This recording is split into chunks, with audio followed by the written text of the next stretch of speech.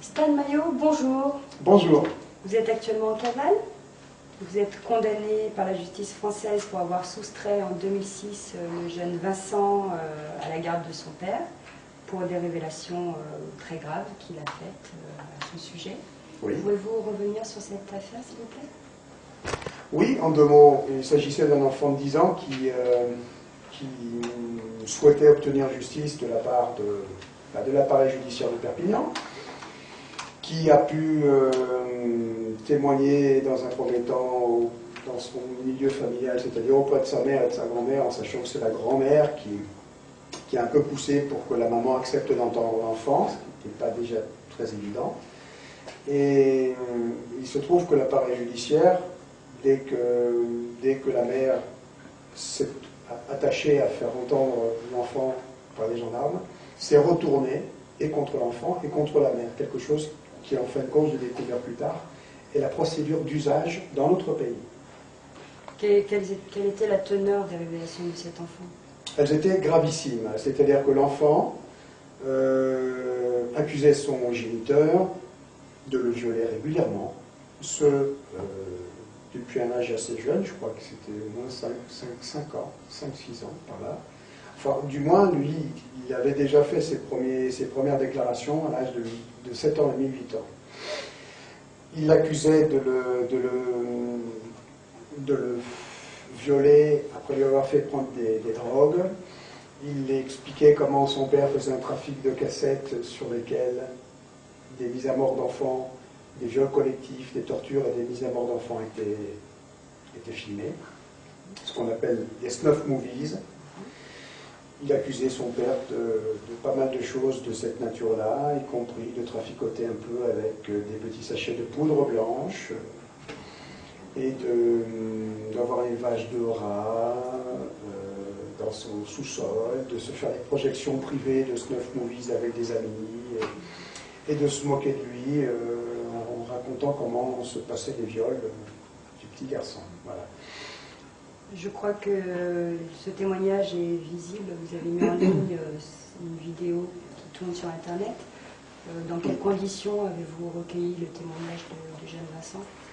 Alors, cette vidéo, je l'ai mise sur Internet pour clôturer, on va dire, mon intervention pour cet enfant qui ne s'est pas bien passé, à mon niveau, à moi. Au moment où j'ai pris la décision de soustraire l'enfant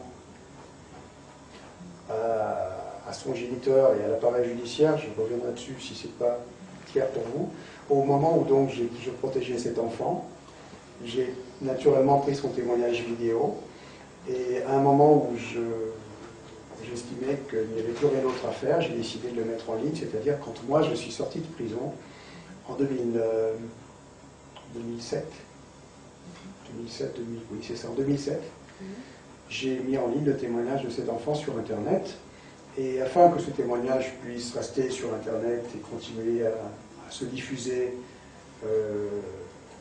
avec des renouvellements de comptes YouTube ou Dailymotion au fur et à mesure qu'ils étaient fermés, mais il a fallu que je me soustrais à l'appareil judiciaire, à l'imposture judiciaire, raison pour laquelle, au jour d'aujourd'hui, je suis toujours en cavale, officiellement.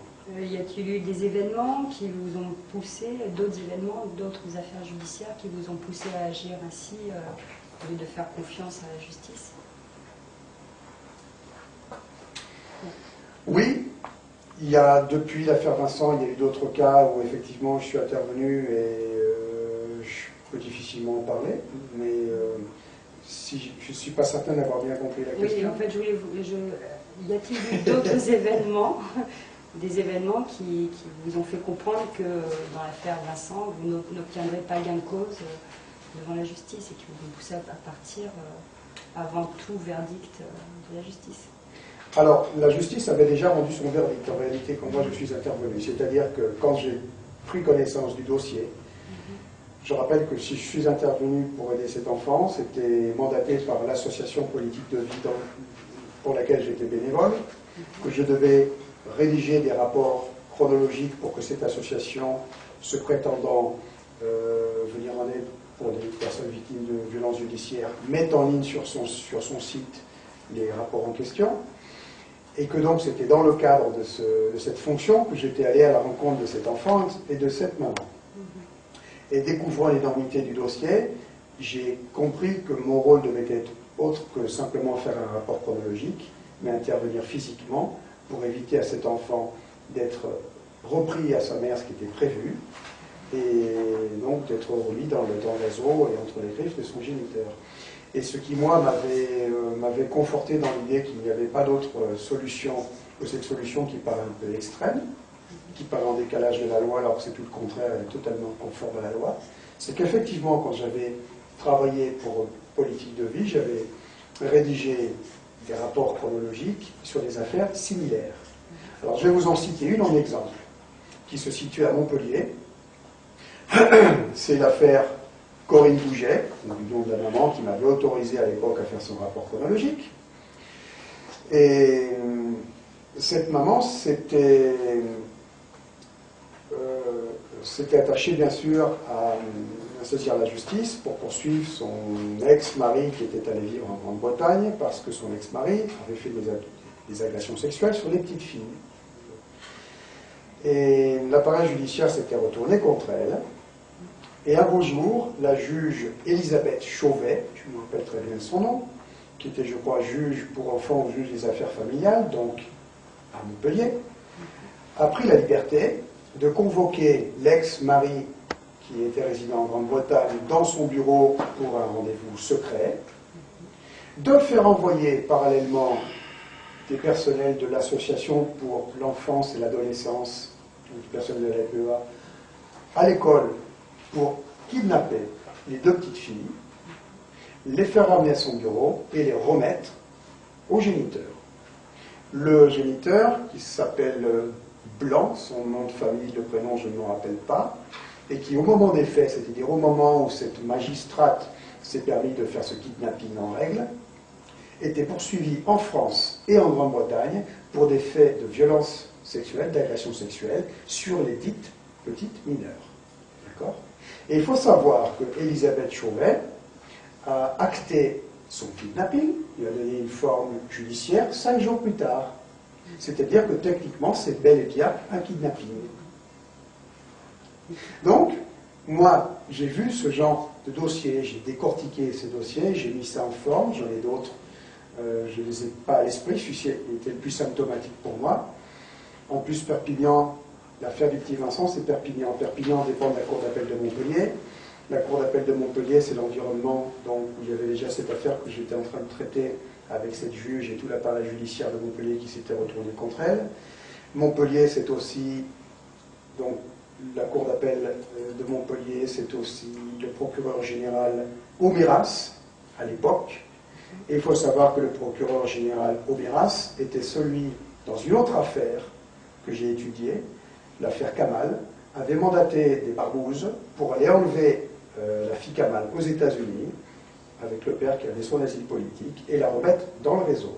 C'est ce même PG, même procureur général, qui chapeaute un petit peu, et qui était au-dessus donc du procureur de Renault de Perpignan pour l'affaire Vincent. Je ne sais pas, c'est peut-être un peu confus tout ce que je vous dis, mais tout pour situer, pour vous faire comprendre qu'au moment où moi je suis intervenu dans cette affaire-là, j'avais des cas concrets, très concrets, qui étaient sans la moindre ambiguïté quant à l'imposture judiciaire, et en particulier dans cette région. Donc, je fais connaissance du petit Vincent, de la maman, je vois le dossier, j'apprends donc que la maman doit aller en prison. Elle vient d'être condamnée à 2 mois de prison ferme, elle n'a pas fait appel, parce que son avocate lui a très gentiment déconseillé de faire appel. Juste, parce que moi je vous interromps, au moment où vous rencontrez madame, la maman de Vincent, Oui. Quel est le rôle de l'avocat là? Elle en est à combien d'avocats? Je ne sais pas à combien d'avocats elle en est. Voilà, plusieurs déjà, non? Plusieurs avocats. Et qu'en est-il de l'avocat? Pourquoi il n'arrive pas lui-même à prendre en main ce dossier? Et pourquoi transmet-il le dossissier à Politique de vie? Bon, effectivement, c'est déjà quelque chose qui cloche dans l'histoire à la base. Parce que de l'idée qu'on se fait de la justice, un avocat n'a pas besoin de faire appel à une association pour débloquer un dossier judiciaire de ce genre. Or, c'est très exactement ce qui s'est passé. L'avocat qui faisait partie du bureau de cette association estimant ne pas faire le poids, a appelé l'association qui m'a envoyé faire le rapport.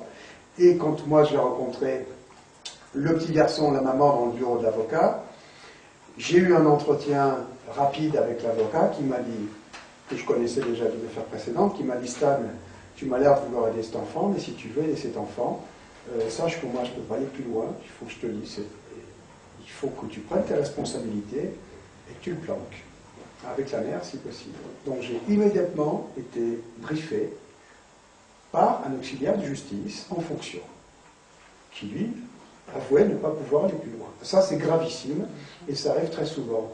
Et pour ce point-là, d'ailleurs, je trouve que c'est tout à l'honneur de cet avocat, qui au moins était très clair, que vous ne pouvez pas aller plus loin. Alors, à ce moment-là, l'épée de Damoclès pour l'enfant était tout simplement d'être brutalement et sans crier gare enlevé à sa mère pour être remis à son géniteur, puisque c'est déjà ce qui était prévu dans les textes que j'avais pu lire avec l'avocat. Et la maman, elle, devait faire ces 2 mois de prison ferme, puisqu'elle n'avait pas fait appel de la décision. Pas opposition, pas appel, rien du tout. Donc évidemment, la situation était dramatique, et que faire? Au moment où j'ai fait cet acte qui pour beaucoup est insensé, qui pour moi est tout à fait normal, j'avais effectivement pas de solution. Donc je sors du bureau avec la maman et l'enfant, et je téléphone à l'association politique de vie, Christian Cotten. Je lui dis: Christian, on a un petit souci, je ne vais pas remonter à Paris pour faire un rapport chronologique de cet enfant. Il a besoin d'une autre aide que celle-là. On va le planquer. Bien sûr, il me dit que ça crise au téléphone, il me dit: tu es complètement fou, tu remontes à Paris tout de suite, c'est hors de question, c'est en dehors de nos prérogatives. Je l'ai envoyé paître, et j'ai pris mes responsabilités. Voilà. Donc l'affaire a commencé comme ça. Donc cette cavale, est-ce que vous pouvez nous raconter comment ça s'est passé, avec qui vous êtes parti, tout seul, comment ça s'est passé? Oui, je ne peux pas tout vous raconter sur cette cavale, effectivement. C'était une cavale, tout de suite, avec l'enfant. J'espérais, en fin de compte, que ce serait un temps beaucoup plus réduit que ça. Dans l'idée, quand je suis parti avec l'enfant, à ce moment-là, c'était de traiter l'urgence. L'urgence. Je suis parti, en fait, avec l'enfant et la maman, dans un premier temps. Je n'ai jamais été seul avec l'enfant, c'est important de souligner. Et dans mon idée, c'était de trouver très rapidement des autorités responsables et intègres. C'est ce que j'espérais arriver à faire rapidement, avec ou sans l'aide de politique de vie qui, à ce moment-là, me lâchait. J'ai récupéré la grand-mère sur ma route parce que j'ai su que la grand-mère était menacée, avait des pressions, et ça me gênait beaucoup de laisser une grand-mère de plus de 75 ans dans des conditions, en sachant qu'elle pouvait faire l'objet de représailles si l'enfant et la mère disparaissaient, entre guillemets. Donc j'ai trouvé assez rapidement un endroit où je pouvais les planquer, entre guillemets, et le chemin faisant, je me suis arrivé qu'en fin de compte, les démarches que j'ai essayé de faire n'étaient pas couronnées de succès, moins qu'on puisse dire. C'est moins qu'on puisse dire. En clair, je trouvais personne qui pouvait intervenir ou qui acceptait de nous aider. Les politiques de vie nous larguaient totalement. Donc là, on est vraiment rentré dans une spirale de cavale qui devenait difficile. J'ai fait des courriers, je me rappelle à l'époque, des très hautes autorités, président de la République, ministère de la Justice, rien, jamais eu aucun retour. Et heureusement, j'ai trouvé en Corse des gens qui ont la gentillesse et le courage, en sachant que c'était déjà un dossier délicat, de nous héberger. Donc la cavale a commencé comme ça. Comment l'a vécu Vincent? La cavale plutôt bien, parce que lui, ce qu'il voulait, c'était surtout ne pas être remis entre les griffes de son géniteur. Il voulait avoir justice. Donc déjà, pour la première chose, il avait confiance en moi, il voyait que je faisais le maximum pour le protéger, avec sa maman. Et pour la deuxième, il avait bien compris déjà qu'il y avait un problème. C'était un enfant qui était très intelligent, et je pense qu'il l'est toujours. À 10 ans, il avait 132 de QI. Et j'ai oublié ce que vous m'avez demandé. Pardon. Si ça se passait bien pour Vincent, si ça se passait bien. Est-ce qu'il a pu suivre une scolarité normale? Ah non, là on est parti sur une cavale de quelques semaines à ce moment-là. Hein. Sa scolarité était interrompue. il avait des certificats médicaux faits par un médecin qui nous aidait, qui permettaient qu'à ce niveau-là, il soit en règle, et qui, selon moi, n'était pas abusif ou bidon, parce que les certificats médicaux disaient que l'enfant avait des troubles psychiques sérieux dus à ce qu'il avait vécu, et qu'il avait besoin d'être mis un peu au repos. Donc, il n'y avait pas, à ce niveau-là, il n'y avait pas de lézard. La maman, elle, devait partir en prison, mais elle était aussi couverte à ce moment-là dans cette cavale, entre guillemets, qui techniquement, juridiquement, n'en était pas vraiment une. Hein. Ça, c'est un procès d'intention qui nous était fait. Elle devait voir un juge d'application des peines, avant toute chose. Elle était dans l'attente du rendez-vous avec le juge d'application des peines. Donc, l'enfant était couvert par un certificat médical. 2, la maman avait la garde de l'enfant, à ce moment-là. 3, elle-même était couverte. Donc à ce moment-là, vous n'étiez pas en fuite, officiellement. Officiellement, mais le procureur de la République, Dreno, a décidé que nous étions en fuite en toute illégalité, enfin que la maman et l'enfant étaient en fuite en toute illégalité. Il n'a tenu compte de rien d'autre que de son intention manifeste de protéger le géniteur de l'enfant et de retourner la situation à l'encontre de la mère et de l'enfant. Donc, très vite, on a été déclaré comme étant en cavale, ce qui n'était pas le cas. Alors, je vais essayer de raconter assez brièvement, pour ceux qui ne connaissent pas cette affaire. J'ai compris 2 choses. J'ai compris, que l'appareil judiciaire donc, se retournait totalement contre la maman, et que ça, c'était quelque chose de classique sur ces cas de figure-là en France. J'ai compris aussi que le père était vraiment un criminel dangereux et qu'il avait manifestement chez lui de la matière qui le prouvait, des cassettes, une collection de cassettes de Snuff Movies. L'enfant était très précis dans ses déclarations, une collection qui allait de A, de la lettre A à la lettre Y, avec une sous-numérotation de 1 à 3.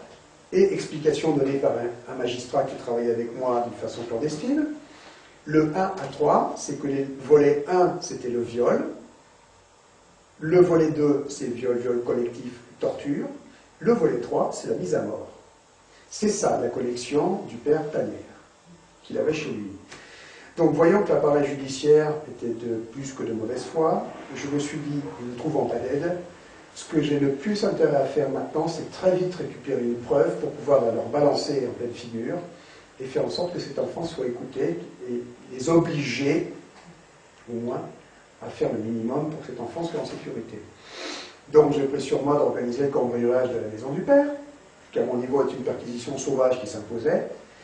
Et malheureusement, la mère, qui était donc planquée en Corse avec des amis, a pété un plomb, comme on dit, et est revenue dans mes pattes au moment où, dans l'hiver 2006 à 2007, où j'étais moi sur le point de passer à l'action pour récupérer ces cassettes. Après, il y a eu tout un enchaînement dramatique. J'ai dû donc interrompre mon action. J'ai dû louer un bungalow pour les planquer parce qu'elle voulait rentrer chez elle en sachant que les gendarmes l'attendaient, que les gendarmes avaient défoncé la porte de sa maison et que donc si elle retournait à son domicile, on allait prendre l'enfant.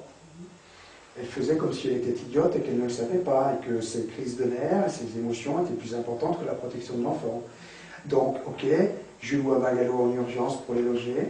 Je ne peux plus m'occuper de faire le coup que j'avais prévu de faire pour aider cet enfant. Je suis là à essayer de gérer les humeurs de la maman. L'enfant, lui, était admirable. De la grand-mère, qui aussi commençait à péter un plomb sérieusement, avec les 2 chiens au milieu que j'avais récupérés pour qu'ils ne meurent pas de faim et pour que l'enfant ne soit pas plus affecté que ça. Et un beau jour, donc un beau jour, c'est peut-être 15 jours, 10 jours plus tard, la mère m'impose d'aller voir le procureur Dreno parce qu'elle avait décidé de négocier avec lui et d'aller voir avec l'enfant. Et moi, je devais les accompagner aussi, me présenter aussi devant le procureur Dreno. Sachant que vous encouriez la prison ferme. Sachant que je pouvais encourir beaucoup de choses et que moi j'avais déjà eu une condamnation auparavant à subir des soins psychiatriques, je reviendrai dessus. C'est une autre affaire, mais c'est aussi intéressant. Et je l'avais dit à cette maman, je dis, je ne peux pas venir parce que si moi on m'attrape, je vais finir en asile psychiatrique, ça ne m'arrange pas. Elle ne veut rien savoir, si je ne viens pas, l'enfant vient, lui, dans le bureau du procureur, et l'histoire va se finir comme ça. Chantage. Donc, ok, on va à Perpignan, On commence par voir le bâtonnier Gipulot, qui faisait l'intermédiaire pour qu'on voie le procureur, qui était là pour faire tomber cette maman dans ce piège, et qui était absolument odieux, et qui lui dit de toute façon, si vous refusez de rendre l'enfant au procureur, les chiens seront lâchés et ça sera fini pour vous. Adorable. J'accompagne cette femme voir le procureur et j'arrive à obtenir que par contre l'enfant reste dans la voiture, dans le parking avec la grand-mère. Fort heureusement, parce que la mère n'est donc pas sortie du bureau du procureur libre, elle est sortie entre 4 policiers qui l'ont immédiatement mis en prison. 2 mois, donc c'est ça. Donc là, elle a été obligée de faire ses 2 mois de prison sans avoir pu voir le juge d'application des peines, ce qui est quand même énorme. Parce que pour aller faire sa peine de prison qui a été jugée, elle doit au préalable voir le juge d'application des peines. Là, on ne lui a pas permis d'avoir accès à ses droits. Les droits les plus élémentaires ont été tout simplement bafoués, mesure terroriste. Ce n'est pas une mise en préventive du fait qu'elle aurait à nouveau soustrait l'enfant, c'était bien dans le cadre de la peine de prison qui avait été jugée. D'accord ? Donc techniquement, juridiquement, ça ne va pas du tout. Et le sort de l'enfant à ce moment-là? L'enfant donc attend dans le parking avec sa grand-mère dans la voiture. Moi, je vois le procureur.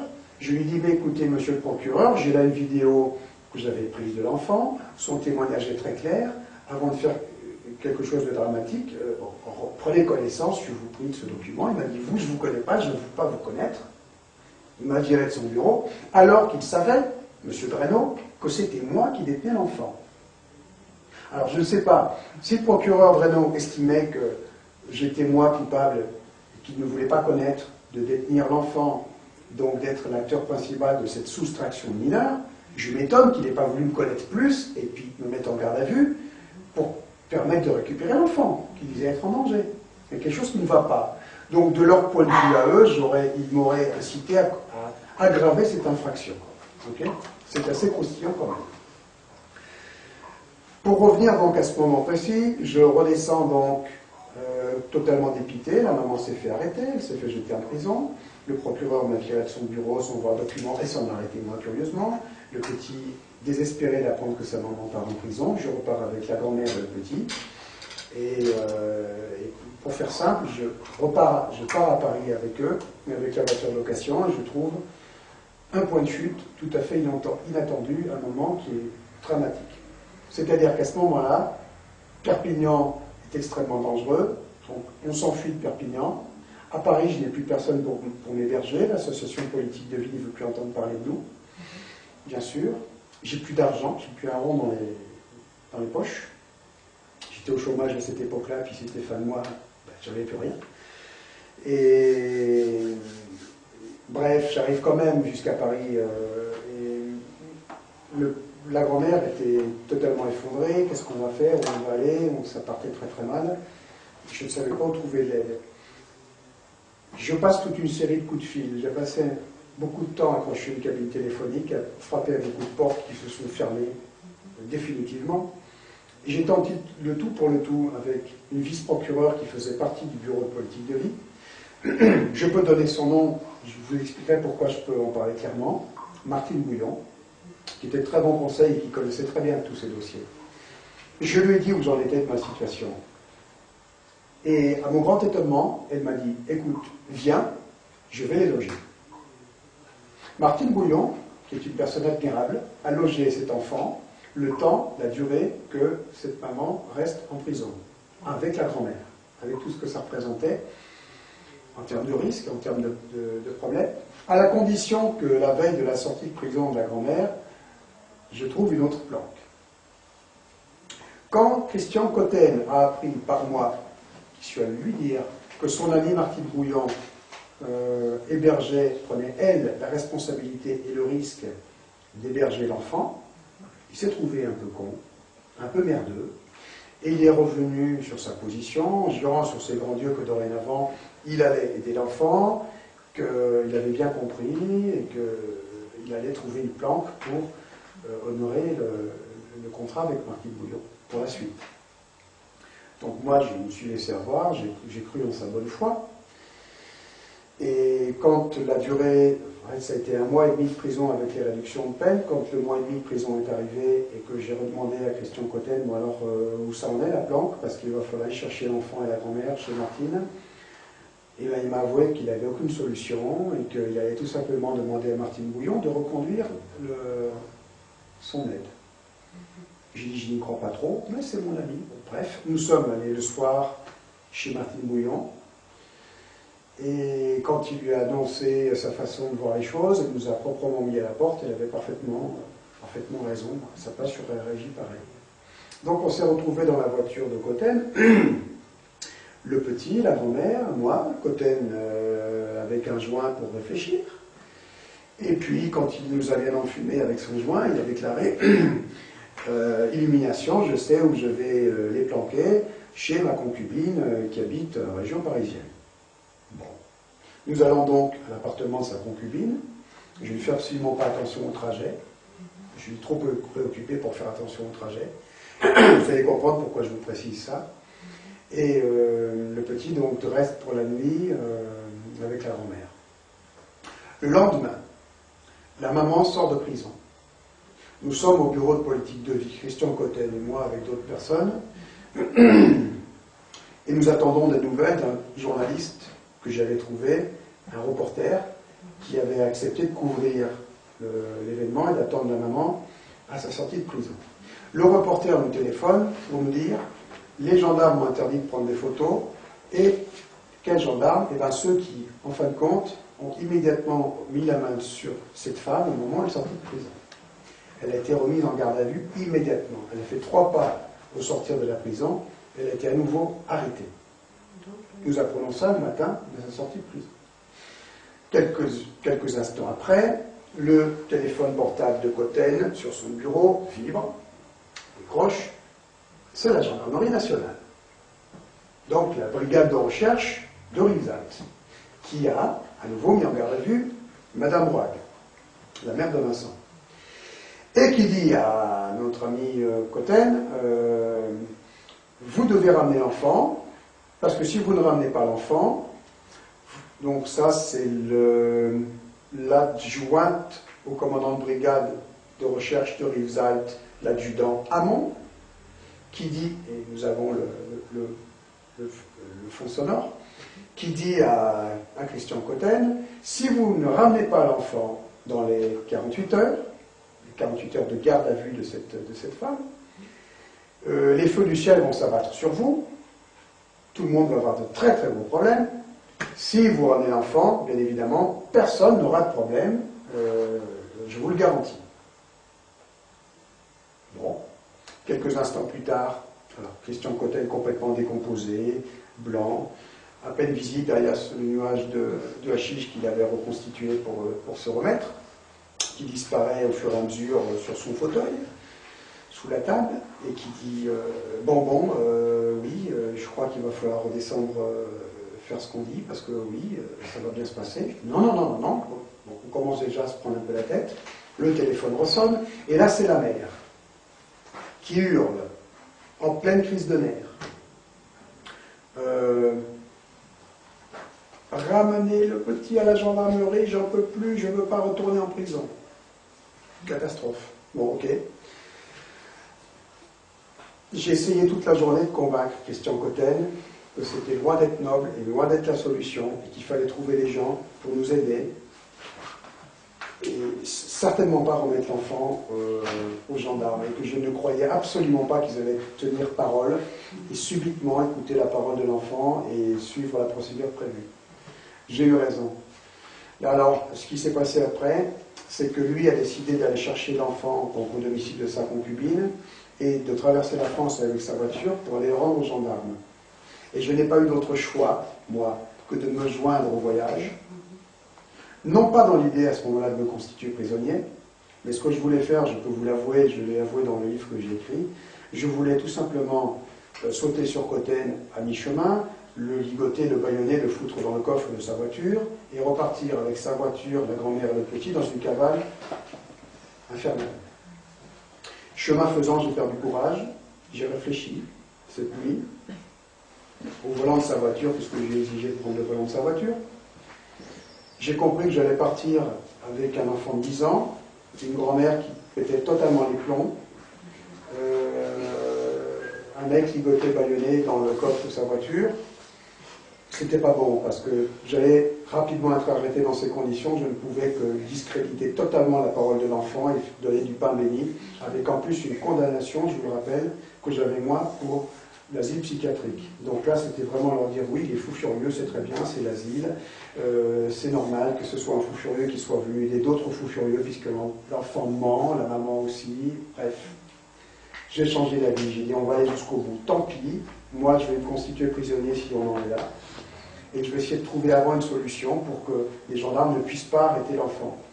Donc, vous avez compris, je ne savais pas, j'étais allé dans l'appartement de la concubine de Christian Cotten, mais je n'étais pas capable, idiot que je suis, je n'avais pas pensé à checker les lieux, l'itinéraire, donc je n'étais pas en mesure, moi, d'aller vite le chercher en urgence à l'appartement.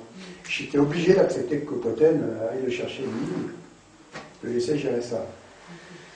Alors, lui avait prévu d'aller à la brigade de recherche de Rivesaltes pour déposer tout ce petit monde. Moi, j'ai dit non. Sur la route, j'ai dit, écoute, on va aller à la maison de la grand-mère, à Rivesaltes, et on va essayer d'organiser rapidement, ce matin-là, à la fin de la nuit, un comité d'accueil pour les gendarmes. Faire venir un maximum de monde, de la famille, des amis, que sais-je, le journaliste qu'on avait envoyé, d'autres journalistes qu'on espérait pouvoir faire venir. Mais on s'y prenait un peu tard. Donc on a passé les premières heures de la matinée à envoyer fax et coups de fil depuis la maison de la grand-mère, avec le petit qui attendait, terrorisé sur un fauteuil, de savoir à quelle sauce il allait être mangé. On a passé quand même beaucoup de coups de fil. On a eu 2 personnes qui sont venues, tout simplement 2 membres de la famille. Personne de plus. Et pourtant on a passé des coups de fil. Le journaliste, qui lui, le reporter indépendant, Bruno Chart, lui est venu pour photographier un peu tout le monde, et c'est tout ce qu'on a pu obtenir comme soutien. Okay. Alors, l'heure fatidique arrive, Christian Cotten se roule à la pétard pour se donner du courage et va à la brigade de gendarmerie, c'est de Rivesaltes, pour leur faire coucou, c'est bon, vous pouvez venir, je vous ai déposé, je vous ai livré votre colis, et ne revient pas. Et quelques instants plus tard, bien sûr, c'est le grand débarquement. La gendarmerie arrive en force aux portes de la maison de la grand-mère, investissent les lieux et se plantent. Alors donc, l'enfant est assis sur un fauteuil. J'ai pris un tabouret, je me suis assis à côté de lui. Les gendarmes nous font face, un banc de gendarmes. Ils étaient 6 dans la maison et quelques-uns dehors, je n'avais pas fait le compte. Et ils intiment l'ordre au gamin de les suivre. Et le gamin, cramponné au fauteuil, le courageux enfant, cramponné au fauteuil, dit non, je ne veux pas venir, j'ai peur, je n'ai pas confiance. Le chef du détachement, un maréchal des logis-chefs, téléphone au procureur de la République. Non, avant il téléphone à son chef, l'adjudant Hamon, qui réagit avec beaucoup de psychologie. Passe donc l'enfant a en ligne l'adjudant-chef Hamon, qui lui crie dans les oreilles que c'est un sale petit menteur et qu'il a intérêt à venir. Bien sûr, l'enfant a encore moins confiance. Et après, le chef du détachement appelle cette fois le procureur ou le juge d'instruction, je ne sais plus, sur son portable. Et moi, je suis à côté de l'enfant et j'entends très nettement la voix dans le portable que l'enfant tient, qui lui dit « De toute façon, tu ne dois pas t'occuper d'histoires d'adultes. » Il a l'air de dire « Bien sûr, on ne te croit pas. » L'enfant complètement terrorisé maintient sa position.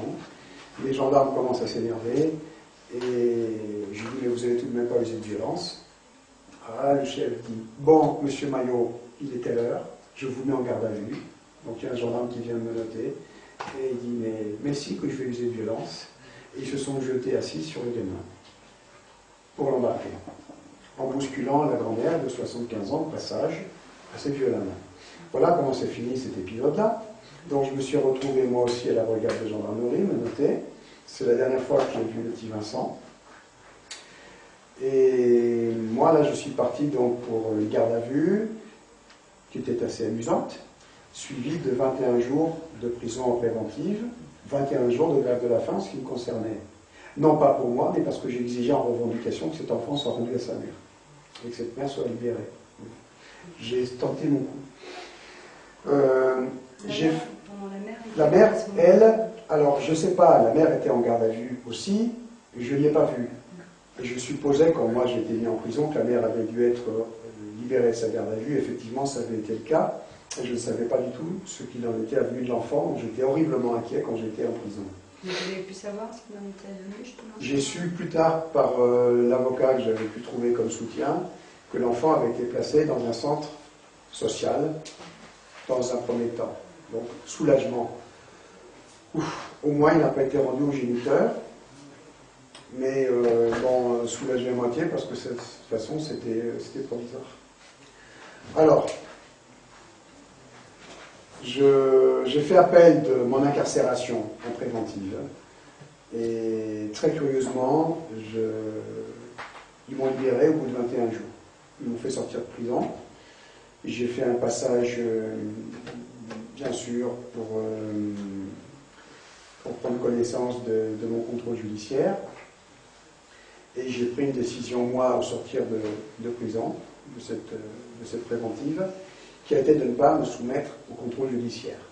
C'est-à-dire, cette fois, c'est la dernière. J'en ai marre. Je vais mettre la vidéo de l'enfant en ligne. Pour maintenir le témoignage de l'enfant en ligne, de toute façon, je ne peux pas me permettre de rester à la portée de ces imposteurs criminels. Donc, je suis obligé de prendre un tournant radical dans ma vie, qui est de rentrer en clandestinité. Et ce, à vie, parce que de toute façon, j'en ai assez en connaissance de cause, d'être amené pour aider les gens à jouer sur un échiquier totalement truqué, qui est celui de notre imposture politico-judiciaire, pour ne pas dire imposture sociétale. Voilà donc le départ de cette cavale qui dure aujourd'hui. Donc nous sommes en 2011, je suis toujours effectivement en cavale. Et le témoignage de Vincent tourne toujours sur Internet. Mais vous, entre-temps, vous avez été condamné, donc? Oui, alors, pour soustraction mineure, c'est ce pourquoi j'ai été accusé, même pas complicité, soustraction mineure, alors qu'il y avait toujours la mère ou la grand-mère au moins avec l'enfant. Soustraction mineure, j'ai été condamné en 2009 à 1 an ou 1 an et demi de prison ferme. Je ne me rappelle plus, je m'en fous.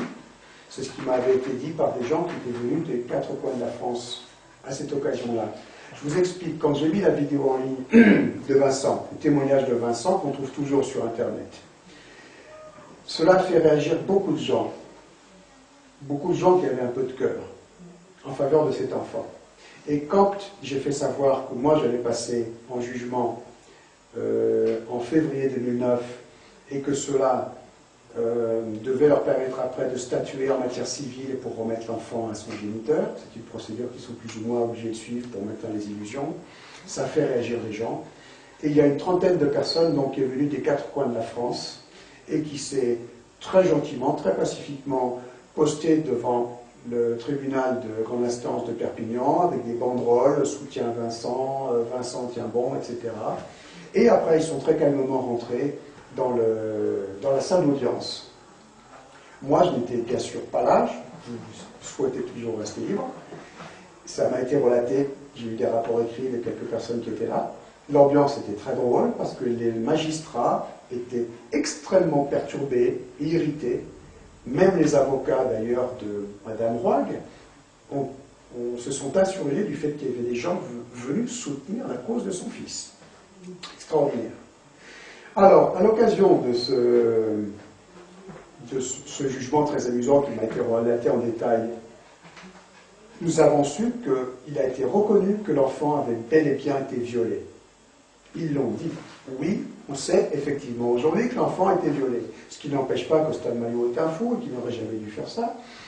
Version validée par Cotten, qui était plaisant, qui disait que moi j'étais un ex-militaire totalement à côté de ses ponts, qui avait fait n'importe quoi.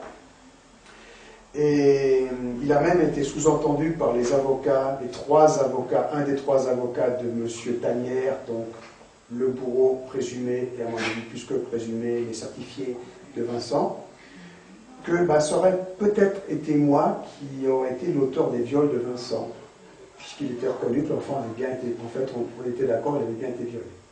Mais personne n'a été condamné pour ces faits. Mais personne n'a été condamné, on a juste sous-entendu, un avocat s'est permis de sous-entendre, mais n'a pas été contredit, que ça pouvait bien être moi l'auteur des viols, qui devait quand même remonter à quelques années avant que j'intervienne. Bref, une jeune fille présente dans l'assistance n'a pas pu retenir une exclamation indignée, s'est fait expulser de la salle d'audience, a été ensuite convoquée par le procureur, c'était très amusant. Voilà, donc là, j'aurais été condamné à un an et demi de prison ferme. Je vous l'ai dit, je m'en tape totalement, puisque de toute façon, c'est un grand cirque qui, pour moi, ne mérite même pas mon attention.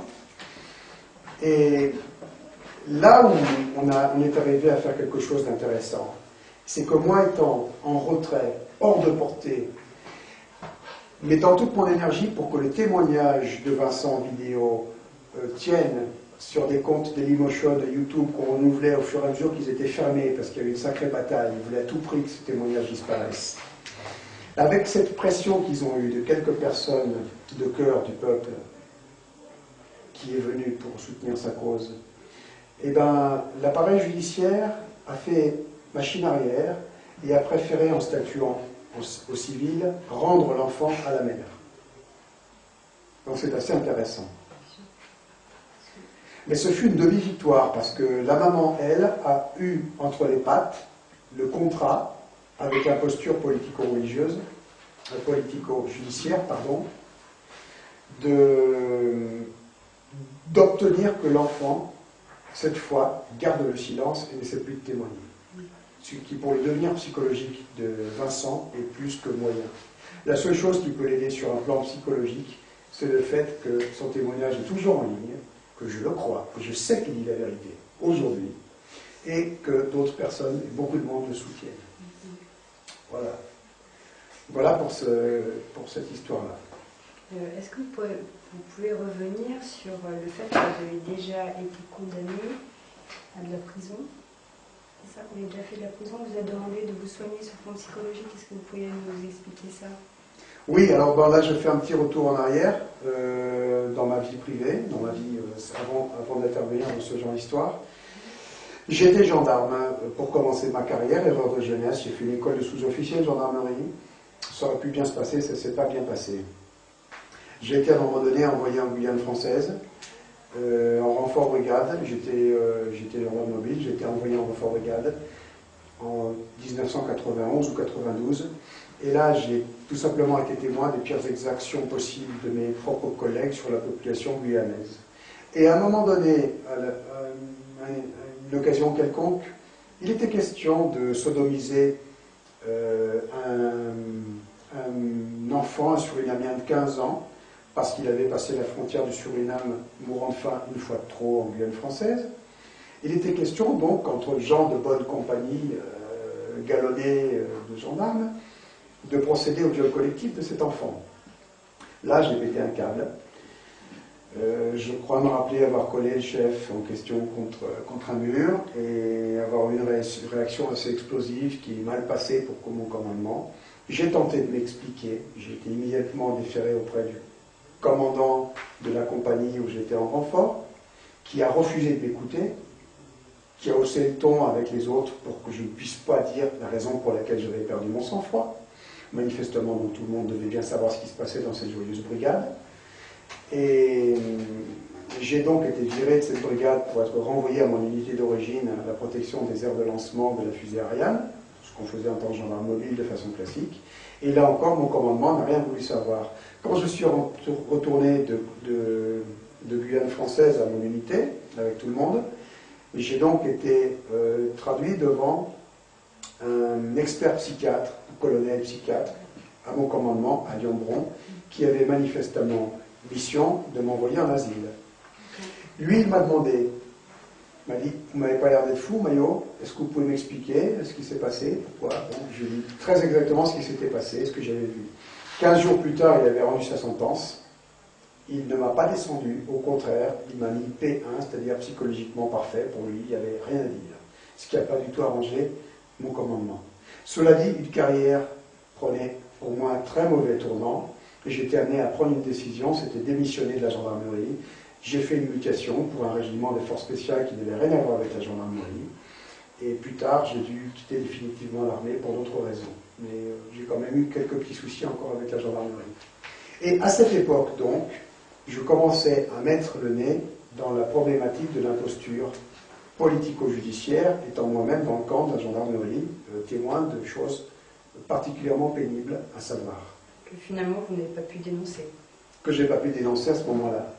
Alors la condamnation, ce qui me concerne, par contre, ça vient plus tard.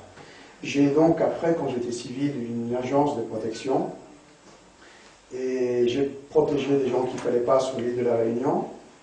Me suis notamment impliqué dans des problèmes de mafia des syndicats qui racketaient des petits patrons, des petits commerçants, etc., et que les pouvoirs publics ne voulaient pas protéger.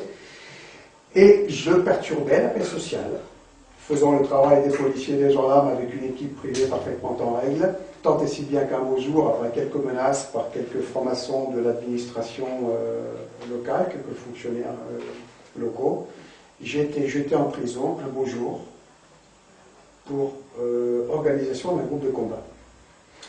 Ces braves gens ont estimé qu'avec ma société, qui était parfaitement en règle, qui avait pignon sur rue, qui n'avait jamais commis la moindre infraction, jamais la moindre infraction n'avait été relevée dans mes activités, malgré le climat de violence extrêmement violent, extrêmement fort dans lequel j'intervenais quotidiennement.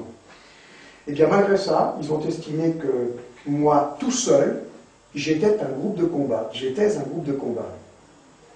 C'est-à-dire qu'il n'y avait même pas la forme pour pouvoir donner l'illusion de la constitution de l'infraction. Organisation d'un groupe de combat, il faut donc qu'il y ait, en parallèle à cette infraction, participation à un groupe de combat, donc une palanquette complice, ou moins un certain nombre de complices. Comme pour un groupe de danseuses, il faut des danseuses, on est d'accord. Eh bien non, là, il fallait simplement estimer que Stan Maillot, qui sans doute a des super pouvoirs, était à lui tout seul un groupe de combat. J'ai fait appel à l'illustre Gilbert Collard pour essayer de m'aider au sortir de mes 2 mois de préventive que j'ai fait, donc pour ouvrir le bal. Cet illustre Collard qui m'a, après une ponction de 10 ou 12 000 euros, je ne sais plus, fait condamner en première instance sans ouvrir son bec pour faire remarquer que je ne pouvais pas être un groupe de combat à moi tout seul, au moins. J'ai donc dû aller chercher un autre avocat sans savoir que lui aussi était franc-maçon, Patrick Rizzo, à Nice, qui a volé à mon secours quand il a entendu mon dossier, en lui réclamant simplement 15 000 euros, puisque Collard en avait réclamé que 12 000. Et sur ces entrefaites, pendant que lui prétendait prendre ma défense, j'ai une autre mission qui est venue interférer sur cette première mésaventure. Alors, pour revenir sur cet avocat-là, Patrick Rizzo, ce que j'ai su plus tard, c'est qu'en fin de compte, il faisait partie d'une autre loge que la loge maçonnique qui m'avait coupé la tête sur l'île de la Réunion, et que c'était une petite guerre entre loges que j'avais initiée, et que des tractations se faisaient dans mon dos, tout simplement. Donc c'était perdu d'avance pour moi. Mais sur ces entrefaits, pensant que donc j'étais bien protégé, que l'appel se passerait bien pour moi, j'ai été envoyé en mission à Madagascar pour kidnapper 2 petites filles par un ancien client à moi, un patron de casino, qui voulait rendre ces 2 petites filles à la maman. Cet épisode a été relaté par Paris Match, qui a fait 2 articles sur moi, par TV5 et même par M6 sur Zone Interdite, où il y a des reporters qui sont venus voir quand j'étais en prison. Ça s'est mal passé pour moi, ça s'est très très mal passé. J'ai fait mon opération, ça s'est très bien passé, mais j'ai été attrapé. Je ne reviendrai pas en détail sur cette aventure-là. Toujours est-il que je me suis retrouvé incarcéré dans l'abominable prison de Tananarive, en Tanimour à Tananarive, 6 mois, avec quelques séjours à l'hôpital que j'ai pu m'organiser. Et j'ai dû m'échapper de là et m'échapper de l'île de Madagascar pour revenir sur l'île de la Réunion. En tout, 8 mois et demi se sont passés entre le moment où je sortais de la cour d'appel et où j'attendais donc la décision de la cour d'appel, et le moment où je revenais avec cette interlude-là au milieu.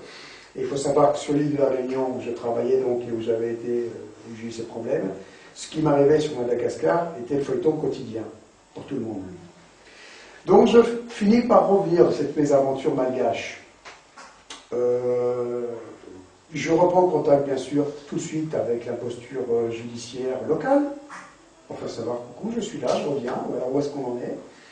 Je suis donc reconvoqué, représenté en audience par le président de la cour d'appel Salzman, qui exige une psychothérapie. Bon, et là je donne les patouillés tout seul. Parce que l'avocat Patrick Rizzo, comme par hasard, m'attend plus de son, plus d'image. Il ne veut plus m'aider. Il me redemande 20 000 € de plus, simplement sachant très bien que cela clôturerait le débat entre nous. Je me retrouve seul dans cette problématique.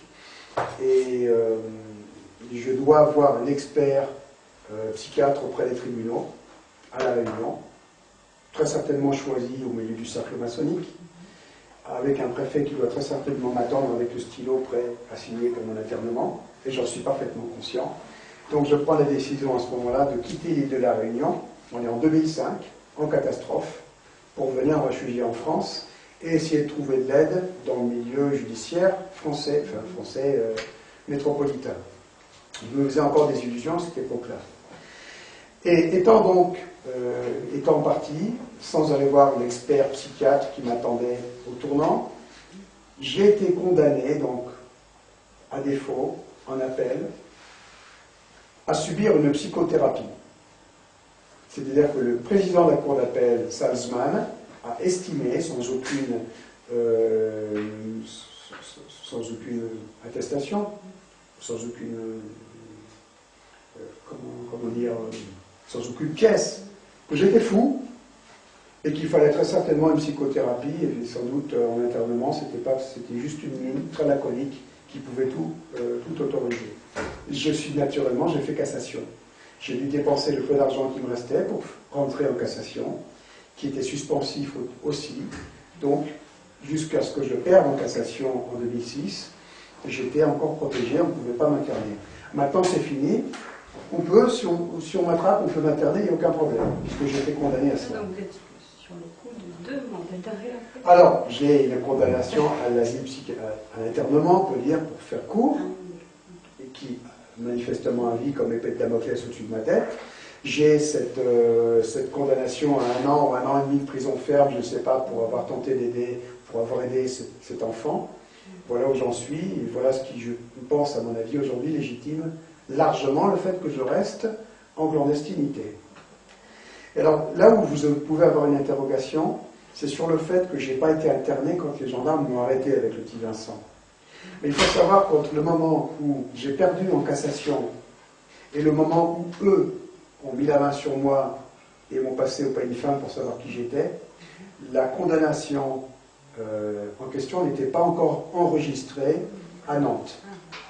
Donc, ils n'ont pas vraiment gratté pour savoir qui j'étais, et ils n'ont pas vu que, manque de peau, j'étais condamné à l'asile, ce qui était du pain béni pour eux. Ils doivent encore aujourd'hui s'en mordre les doigts ces braves jours. C'est dommage qu'il reste 5 minutes, parce que ça va être intéressant d'évoquer votre grand-père, qui est un grand résistant. Ah, c'est gentil ça. Alors, il n'y a pas seulement que mon grand-père, j'ai 2 grands-pères, un paternel et un maternel. Mon grand-père paternel, Pierre Maillot, lui, était à la base journaliste à l'AFP, qui vivait en Grande-Bretagne quand la guerre a éclaté. Et donc, de là, il a été un des 3, il a participé à Radio Londres, la création de l'émission Les Français parlent au français, et il était l'animateur principal. Donc Pierre la Bourdin. La fameuse voix, c'est lui. La fameuse voix, c'est lui, qui a insufflé courage aux résistants pendant 4 ans. Lui, il le vivait très mal, il faisait très bien son travail, avec cœur, il savait annoncer des mauvaises nouvelles et donner espoir aux résistants. Mais le jour du débarquement, par contre, il a posé son micro, il a fait le débarquement comme correspondant de guerre, il a trouvé le moyen de se faire capturer par les nazis et de s'évader du fourgon en question qu'il amenait. Et après, il était ministre, très jeune ministre, à 37 ans. Il est le ministre qui a fait voter les lois pour la libération de la presse. Ça ne lui a pas porté bonheur parce que 6 mois après, il mourait dans un accident plus que suspect. Et mon grand-père maternel, Palua, lui, était un brave résistant qui était chef d'un réseau de résistance au Maroc, je ne sais plus trop dans quelle ville, qui évacuait les Juifs. Tout simplement, donc c'est pas pour en ce qui concerne mes grands-pères. Donc on sait de qui vous tenez. Voilà, pour la petite fille de résistance que je crois qu'il est plus que légitime de faire vivre dans ces temps difficiles que beaucoup de mamans connaissent. Et c'est un sujet sur lequel j'aimerais vraiment pouvoir revenir plus largement. Oui. La résistance aujourd'hui est plus que nécessaire. Vous avez évoqué la Deuxième Guerre mondiale à travers votre question. Aujourd'hui, nous sommes dans une guerre qui est terrible, qui est sourde, qui est aveugle, que le grand public n'est pas en mesure de comprendre ou de percevoir. Et je reviens à cette problématique de l'affaire Vincent. Il faut savoir qu'aujourd'hui, il y a énormément en France, je ne pourrais pas vous dire le chiffre, de parents, essentiellement des mamans, qui sont soumises à au pire des terrorismes d'État, parce qu'ils essayent d'aider des enfants, leurs enfants, qui déclarent être pris dans la spirale des réseaux pédocriminels par le biais du géniteur la plupart du temps. Et c'est systématique. À chaque fois que vous avez un enfant qui déclare à un parent être victime de viol, que ce soit par des institutions, dans des écoles, ou par un parent vivant de façon séparée, à chaque fois, vous avez un véritable rouleau compresseur qui se met en branle. C'est du systématique, du systémique, avec toujours les mêmes clichés. Vous avez le retournement de situation immédiatement, la maman qui protège l'enfant le temps qu'il y ait une enquête, espérant qu'il y ait une enquête, qui est accusée de non-présentation d'enfant. Immédiatement, elle a une condamnation qui vient, il y a la psychiatrie qui rentre en ligne de compte, pour dire que la maman est folle, très certainement, que l'enfant qui déclare être violé par le géniteur ou par le professeur d'école ne peut aussi qu'être fou, surtout au vu des épouvantables déclarations qu'on peut trouver dans beaucoup de dossiers. Est-ce que vous avez constaté que les vidéos de témoignages des enfants, comme celles que vous avez mises en ligne sur Internet concernant Vincent, sont entendues par la justice? Mais absolument pas. Je vous parle d'une imposture judiciaire, une imposture politico-judiciaire monumentale, qui en fin de compte est totalement à la solde, je ne dirais pas des réseaux, de ce que j'appelle moi le réseau de criminels pédophiles international. On refuse d'écouter les enfants. On refuse totalement d'écouter les enfants et on use de ses pouvoirs, de ses fonctions, pour retourner la situation contre les parents qui veulent protéger les enfants et les enfants qui ont besoin de protection et de justice. L'affaire Vincent, en fin de compte, m'a ouvert les yeux, avec les autres affaires que j'avais vues juste avant, sur une problématique qui est loin d'être isolée et